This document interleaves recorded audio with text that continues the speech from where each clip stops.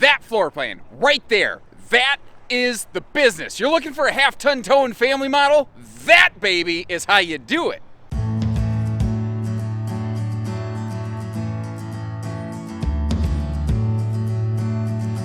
Hey everybody, Josh the RV Nerd here at Haylett RV of Coldwater, Michigan, and I am so pumped to finally have this thing to show you guys. The Apex 256.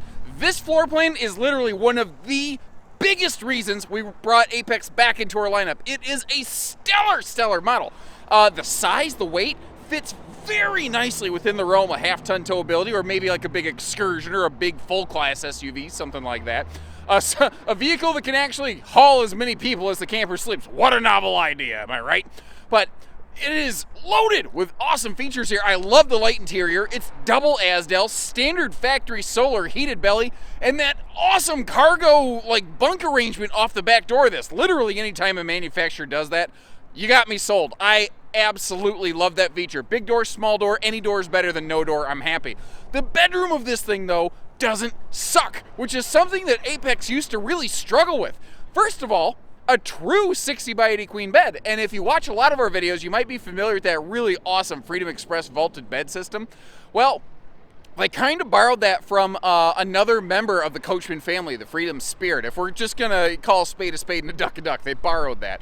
The Apex and the Freedom Spirit are kind of like brother brands, and sometimes they'll share things. So this has a similar but little bit altered version of that bedroom space, which what I like about it is it makes the small camper function like a bigger camper when you need it.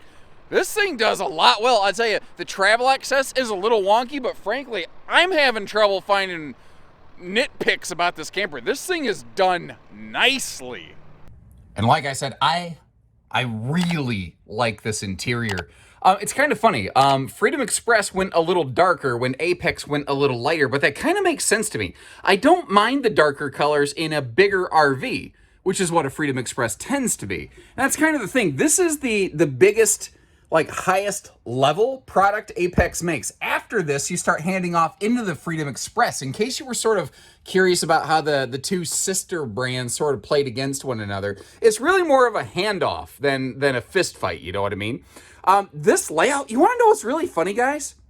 There's nothing new about this floor plan. It's just really funny how all of a sudden it's made a huge splash in the RV industry. This is a classic floor plan, but it kind of died out because for the longest time, everyone just wanted more space. They didn't care about the television.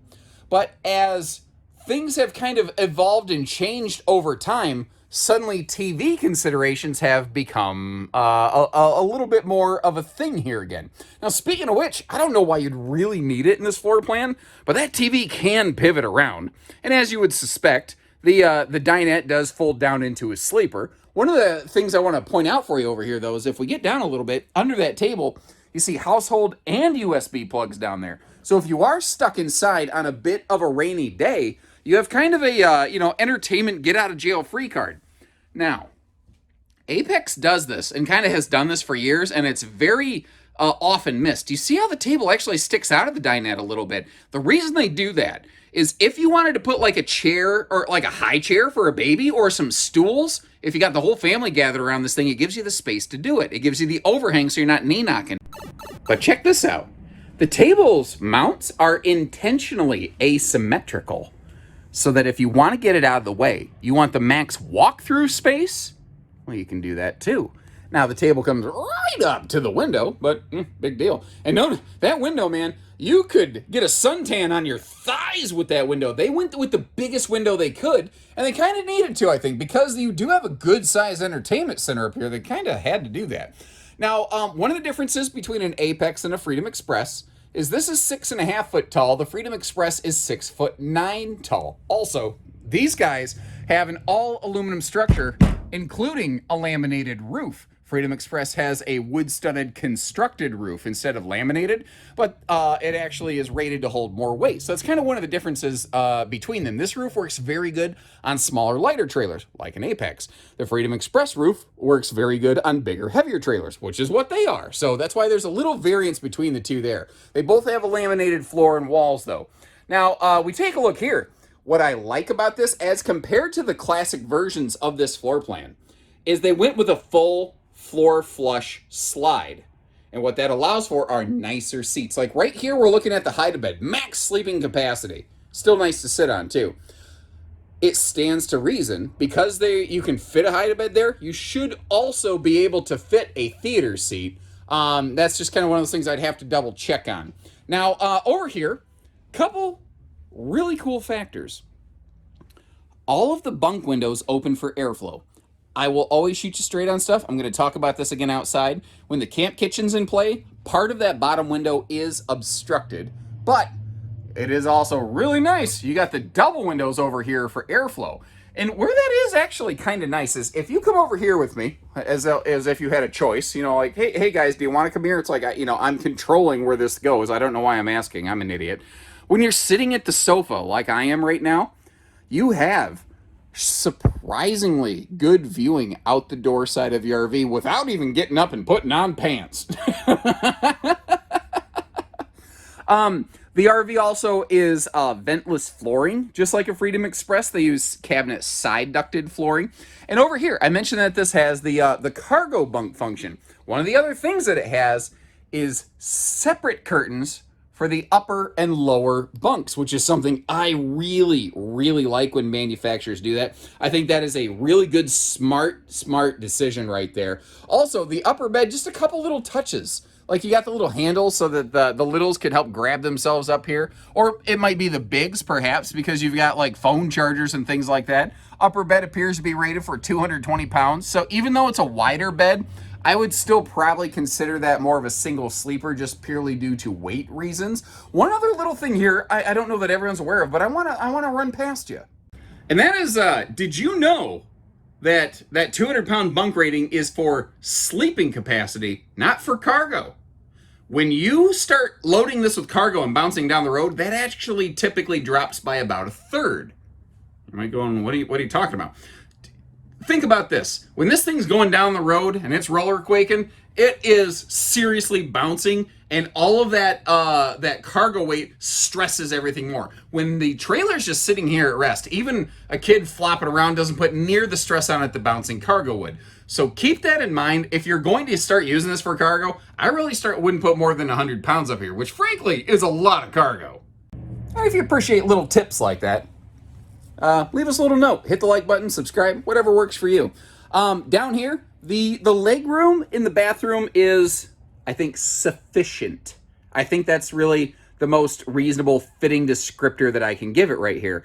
My concern when I sat down on it was if you're a left-handed butt napkin user, at first I went, oh crap, this is a super fail. There's not, oh crap, that was an unintentional pun. But anyway, I said it, and then I said this is a super fail because left-handed people don't have enough room to take care of their business over here. And then I realized something. Surprise! That's an AC/DC door. It goes both ways, guys. And as I started looking at it more closely, I saw something else I don't know that I've ever seen in an RV, or at least I never acknowledged. The sliding doors can lock in place on either the left or the right side. Normally, you only see them lock on one side or the other. That was just kind of an interesting standout quality to me. A couple drunken octopi coat hangers on the left. I don't edit my videos. We're going to keep on doing this live. And the shower. One thing, so first of all, headroom. 6.5 foot tall, which means if you're 6'3" like me, when you step up into the shower pan, which is required for plumbing code in RVs, your head's going to be in the bubble. It is not the biggest shower I've ever been in. It's not like one of those 36 by 30 showers. I don't know the specific dimensions of this. I forgot to bring my tape measure. Apologies. If that's something that you need to know, our team is always happy to get you that kind of extra information in return for the fair opportunity to earn your business. Just give us a call, and we're happy to lend a hand. But it was sufficient. Again, this is intended to be. Although this floor plan does open up nicely, this is intended to be a little smaller, lighter, a little more spacious. One of the other things I thought was cool here, you probably couldn't see it very well from the other direction, is that little side stand beside the sofa.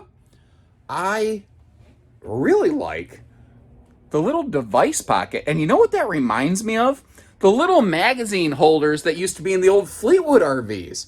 And that's kind of the funny thing is, once again, every single thing in this RV I feel like I've seen before, but it's in a unique, well done, and modern combination that you don't tend to run into very much here. Now we kind of flew right past the kitchen there. It's because I want to take a second. I want to open everything up and show you all the storage, and why not start right there? And this right here, I don't know if we would call this pantry space.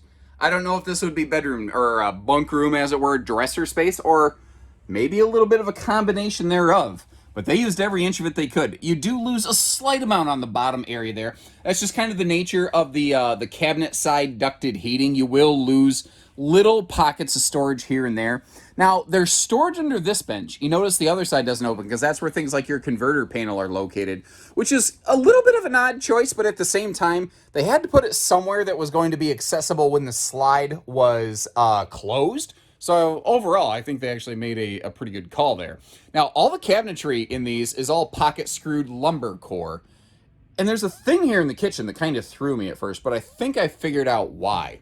Like, if you look at the stove, there's a stovetop vent hood above it. There's a window right beside it. But there is a powered vent fan up here. It is one of those little 4-inch, I call them fart fans, because you normally find them in the bathrooms. I'm not the only one that calls them that, I hope. Anyway, and I was like, why do they have a power vent fan right above that? And I realized it's because the stovetop vent hood is not mounted against an outside wall, so it probably doesn't vent outside. That power vent fan up top is going to be your cooking heat exhaust. Now, the good news is, even though it's a small vent fan, it does provide the opportunity for easy vent fan upgrades if that's what you're looking for.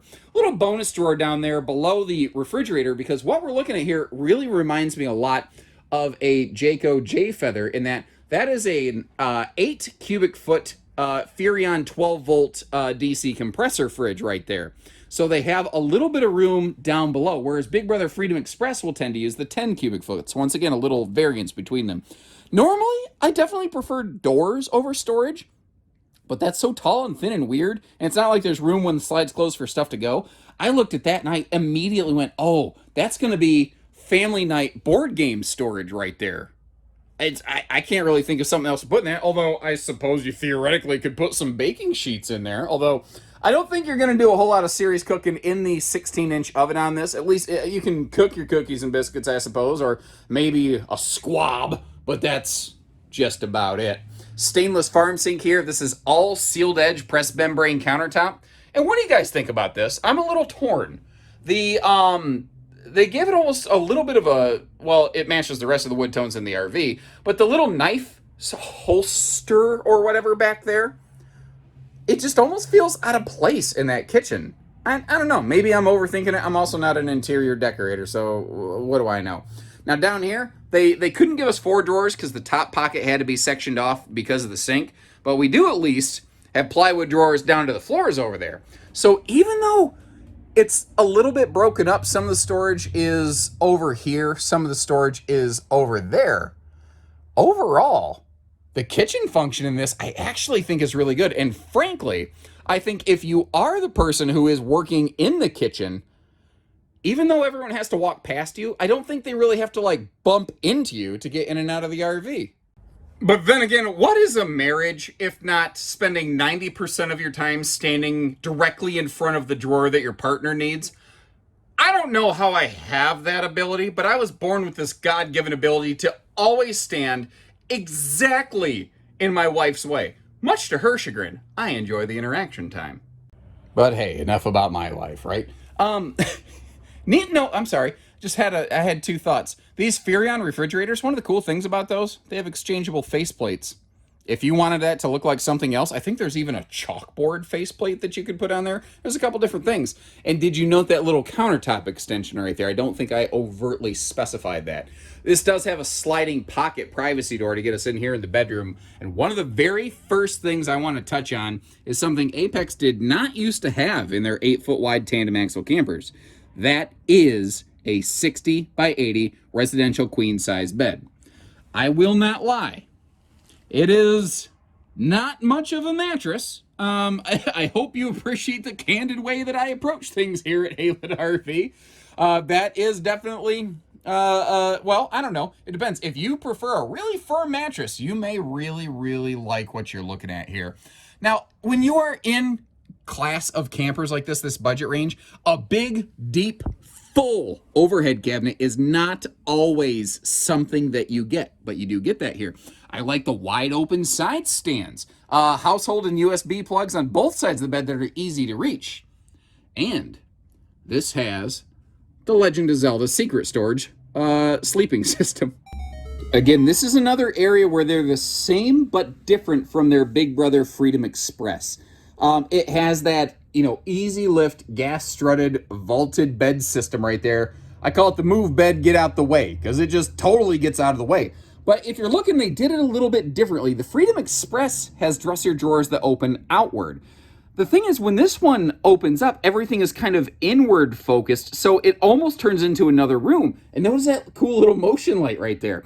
But I got to looking at this, and I saw, you got the little seating pad over here, or you could put that on the floor, and it could be a little pet pad. I think it could also just rest right on the floor over there, where you see the power cord we have kind of looped up and stored. You've got all this handy dresser drawer space, but you see how, like, the little pockets, the top pockets below the bed, they're just kind of wide open air storage now.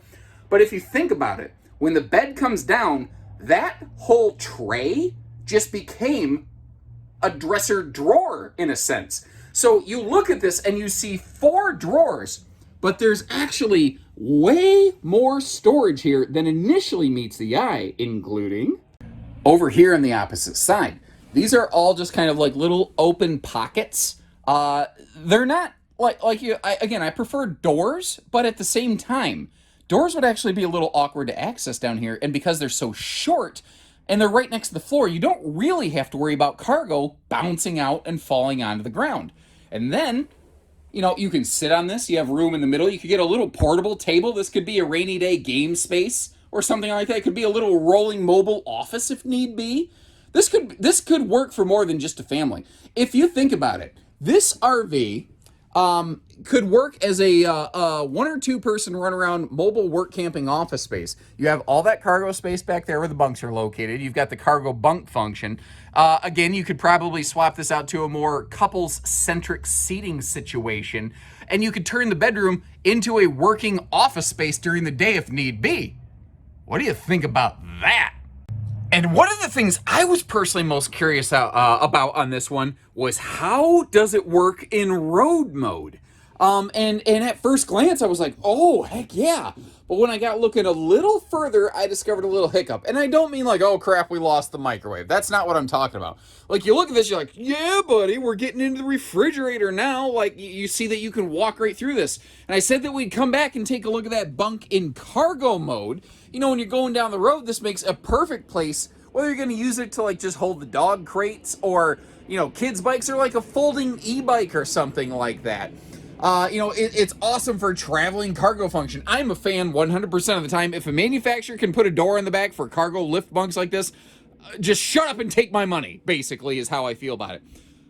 But there's a reason I still take the time to close these things up and show you how they work in road mode, because every now and then we find a thing. Like on this one, you see that the bathroom door does not clear the slide out flange. That means that we don't have potty access under normal circumstances. Now I'm backing up, tripping over everything as I'm blind moonwalking here, but there is a little bit of a way around this. So what you could theoretically do is have the bathroom door all the way open, then close the slide, and then just make sure you get like some good heavy-duty rubber door stops or something that won't slide out of the way when the RV's roller quaking down the road. Did I just make a new nerdism? Roller quaking? Rolling earthquake? Yeah! Roller quaking, baby! All right. So when this thing's roller quaking down the road, bam, I love that. You want to make sure that door stays all the way open. You don't want it flapping around, banging around, smashing into the slide fascia. No matter what, and like if you do that, you're kind of blocking your cargo access, a little bit in that little cargo bunk space, not a ton. So no matter what, there's not necessarily a perfect solution here. There might be one option or the other that works a little bit better for you. And that's why I take the extra time to close this stuff up and to show you around and give you those ideas. I really hope you appreciate that kind of extra effort. And if you do, hit the like button on the video if you haven't, and subscribe to catch us on the next one. And I tell you, these guys remind me of that old song that says, "She's got the look." I mean, it's subjective. I think they got some smex appeal. They are extra smexy. They got some extra smex. They're text smex. It's so stupid. I love it. Anyway, we're just coming up with all kinds of new stupid phrasing today. But even like this, it is a dreary, overcast day. There's no good sunlight on this thing, and it looks like a freaking rocket ship. It looks incredible to me. I love the eye appeal of this. And it really goes hand in hand, I think, with something I've always felt about Apex, and they've really only made it more true over the years.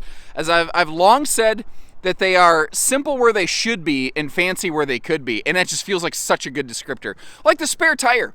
If the spare tire was on the back, it would get in the way of that cargo door. It'd be a nightmare, so they tongue mount it. That also helps with load equalization, which means less bouncing, less sway. The slam latches, the magnet holdback, stuff like that they've done for years, and it's become more and more common, but they knocked it out of the park for a while. Now, I will tell you, it does have a reduced pass-through, and that's the kind of stuff, I want to make sure I open all the compartments, and I don't want to just, if you just saw the baggage door, you'd be like, oh man, look at all that. But you got to remember that really cool vaulted bed platform. It does eat into here a little bit. I love that handy little motion lighting. That switch is for the nose cap lights, and if I get you way down here, that is the charge controller for the factory standard solar package that's on this thing. Now, it's not the be-all, end-all of solar. It's a solid battery maintainer, but I also want you to consider this. RV right here, it is not the world's biggest. They have enough lighting, but they're intelligently conservative on the lighting on this. The idea being, if you are going to do some boondocking, it is not the kind of RV that is just gonna gulp the battery to death. And once again, the dinette over here on the door side, this classic floor plan brought back to life, gives us good door side viewing. You got the double full-size bunk windows. The bottom one does get blocked off a little bit by the camp kitchen. No denying that. Outside TV hookups over here so you can watch your... I don't know why Maury Povich has been in my head a lot lately. I think maybe somebody sent me a meme recently. One of those results indicate that is a lie. And for some reason, Maury Povich has been stuck in my head ever since. Also, I love those memes. Now, it doesn't have a sink. So if we want to argue that it's not really a camp kitchen, okay, fine. One of the things I like about this, though, people will sometimes ask, can the camp kitchen be removed? Well, the fridge is easy to remove. That's just a couple brackets. These are effectively just a pair of drawers. So if you just want open compartments, you can do so without modifying the camper. It's stuff that you could always just put back in it for like resale purposes or trade-in purposes and not gut your resale value, which is really darn nice. You see that white tag hanging down? That's the location of a propane cooker hooker, in case you want to do some, little grilling outdoors here. And then as we roll around to the backside here, quick look again at the cargo bunk function of this thing. Which, the function I love. Your main entry door is an anti-slam door. This little door here is not, although it does have a deadbolt for security, so you don't got to worry about somebody nabbing your kids or whatever. Or, opening the door and getting your e-bikes or kayak or whatever you have loaded in here. But this mini door in the back doesn't actually have its own hold back. So it's a little bit susceptible to wind shutting it, which is actually why I had to pause this video to reopen that. Now, one of the main things I should be talking about on this, but there's just so many cool new things. Oh man, even with just a tiny flash of sunlight, look how good that looks. The color contrast on this is so sharp. But what I was gonna get at, sorry, it literally saw something shiny and my brain went squirrel. What I was gonna get at is Azdel. Apex, being a Coachmen product, has been using Azdel longer than almost anyone else. But it used to be Azdel only directly under the fiberglass. The interior wall panel used to still be Luan. That is not true anymore. These are double Azdel sidewalls now. So Azdel outside below the fiberglass and Azdel inside, where you're basically the wallpaper touches it. Also, The slides over here, just like Big Brother Freedom Express. Apex and Freedom Express are built more differently, or no, oh, nope, sorry. They're built more similarly than different, and I'm sorry if I was shouting at the mic. I realize it's right in my face. They use the same T-shaped wiper seal on a rough textured slide wall to give it really good in and out wipe function. They have a third seal, either inside or outside, to give you 3 points of contact when the slide is fully deployed or retracted. They do a lot of those very similar things. Something else too, these baggage doors I told you about, they have a hinge cover on them. Very, very handy here in the Midwest. When we get freezing and thawing and freezing and thawing, water can get on those hinges, freeze, water expands, it springs the hinge, it makes that horrific like witch's door screak kind of Halloween sound, you know, which by the way is the best beer cooler to have, because your buddy who never brings anything but always wants to mooch off your drinks in the cooler, you can hear when he's getting in there and you can be like, really, Dave? Really? Again? And he's like, heck yeah, brother. Dude, Dave, I swear, Dave the beer moocher has no shame. What is the name of your Dave the beer moocher? Because we all have one, right? Whoa, I'm way off topic. So let me know what you think. Like, obviously, I'm all jazzed about this thing, but I will tell you, one of the faults I have is when something's new, I'm like, woo! I get all blinded by the new stuff. If there's something I overlooked, a factor I've missed or anything like that, please feel free to leave me a comment, ask me a question, whatever the case may be.